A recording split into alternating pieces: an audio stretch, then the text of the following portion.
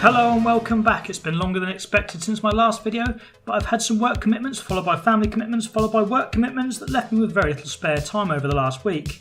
Plus of course I've had to devote my time to hunting chocolate eggs all weekend, which is far more important than YouTube. So for today's video I'll be talking about coming back to World of Warcraft after 6 months away and what 7.2 has to offer. But before we get to that, I'll give a bit of background about where I'm coming from.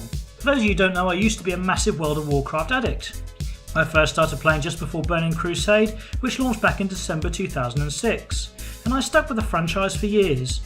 I was heavily into raiding during Wrath of the Lich King and was in a good guild of friends who I'm still in contact with today. My addiction however calmed down around mid-Cataclysm when LFR was introduced and the game started to change.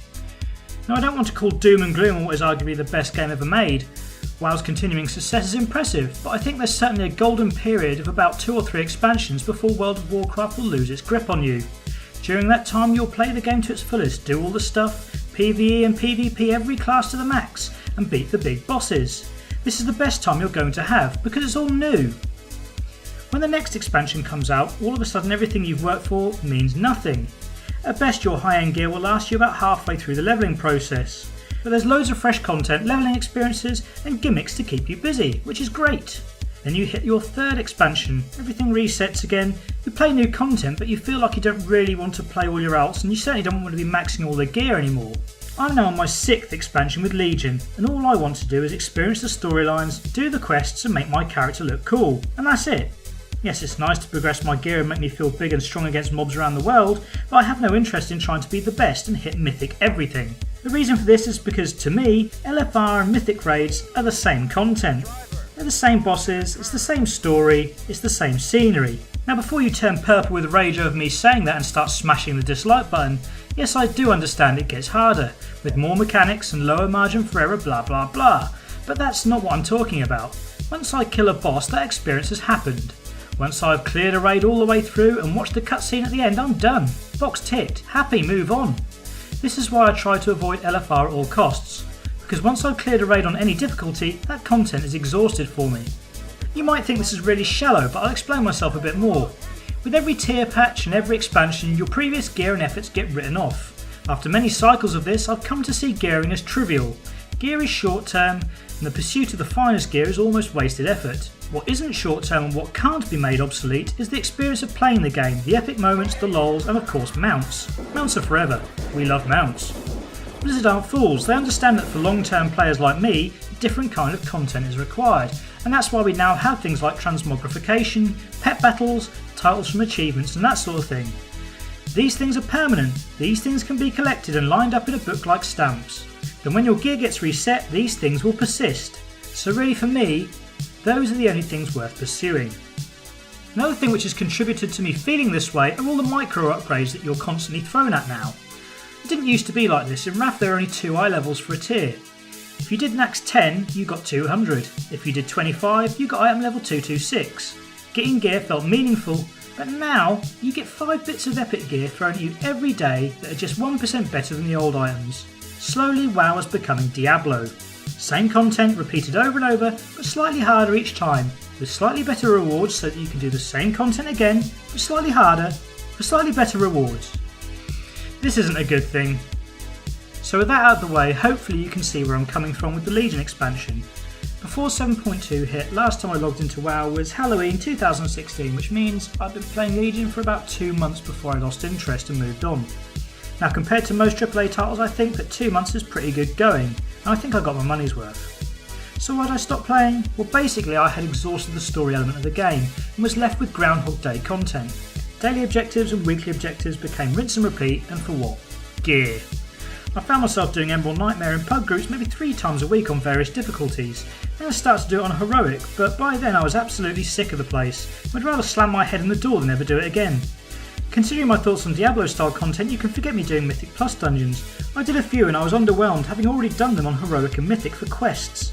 Knowing that my interests were waning, I did the initial achievement for Legion Flying and called it a day. Patch 7.1 offered absolutely nothing that interested me, so I simply didn't bother with it. So here we are, 6 months later. It's time to dip my toe again. World of Warcraft 7.2, here we come. So one thing that's quite important to know is that the 7.2 Legionfall campaign has been designed to take 11 weeks to pan out. If you're hoping to hit the new raid, it's been scheduled to open between the 4 and 11 week point. And if you're hoping to get your class mount, you'll have to wait until after week 11 and hit Exalted with the armies of Legionfall. Blizzard have designed this one so that week by week new things unlock, stories unfold, and the gates to new content get opened. It isn't wham bam unsub and scram. Immediately on logging in, you'll be greeted with a pop-up quest and probably an extensive list of add-on errors and UI tweaks required before you can actually get on with it. Khadgar is whisking us off into a scenario on the Broken Shore. This is the site of most of the new content. My first impressions were that it all looked incredibly familiar. I wasn't convinced that this was a new area at all until I checked my map. Compared to Tanaan Jungle, the Timeless Isle or even the Isle of Thunder, there doesn't seem to be a whole lot going on. The landscape is pretty open and bare, but actually quite annoying to traverse, with a lot of awkward pathways. Right, we need to be able to fly, I think to myself, so we look up the second half of the achievement required to unlock it, to find I've pretty much got it covered already. But I do need to get revered with a faction called the Armies of Legionfall. Okay cool, let's do this! Or not. I've waited 6 months for the opportunity to fly in Legion, and now they've decided to time gate the faction rep required. So if you want to be able to fly, this is your new daily routine for the next 2 weeks. Log in, check map, do 5 or 6 world quests on Broken Shore, check map. If there's an active event in the zone, you're in luck. But 2 out of the 3 days I've logged in, there hasn't been. If there is one, do 4 or 5 world quests again. Then do a scenario against the Legion, and you're done. See you tomorrow. Okay, so I'm not going to be able to fly for a while, so what else is there? Well, you might be pleased to know that there's a new catch-up mechanism for artifact power.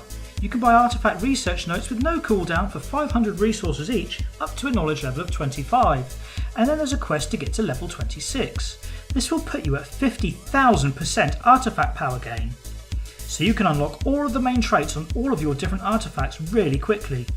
You can also buy bind on account catch-up tokens for your alts, which is really helpful. I think this is what I'm going to find myself doing now.